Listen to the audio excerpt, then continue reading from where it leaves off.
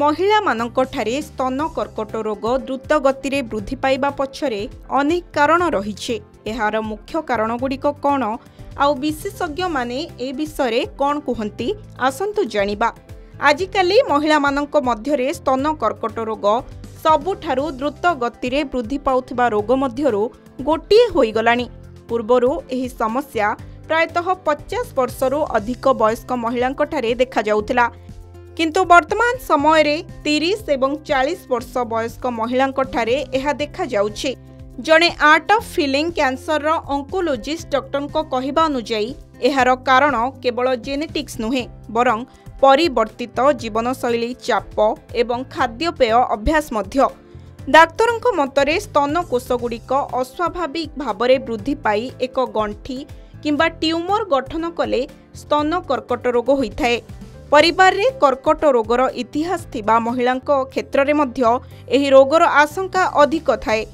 विलंबरे विवाह, विलंबरे संतान जन्म, स्तन्यपान न कराइबा, स्थूलता एवं हार्मोन असंतुलन मध्य प्रमुख कारण। आधुनिक जीवनशैली मध्य स्तन कर्कट रोगर एक प्रमुख कारण।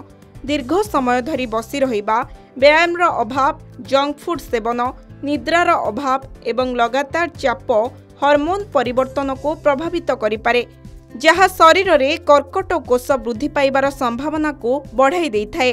प्रदूषण, मद्यपान एवं तमाखु सेवन मध्य विपद को डाकी आनी थाए।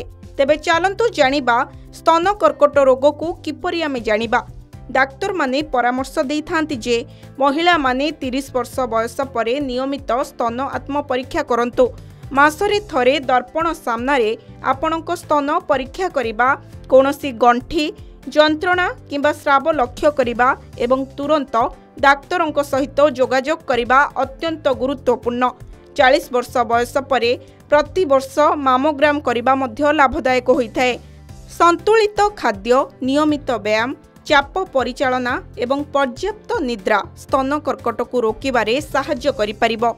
महिला माने सेमानकर स्वास्थ्य को प्राथमिकता देबा उचित एवं नियमित जांच करिबा उचित, कारण कर्कट प्रारंभिक पर्याय रे संपूर्ण चिकित्सा योग्य। मने रखंतु, सचेतनता हेउछि एही रोग विरुद्ध रे सर्वोत्तम अस्त्र।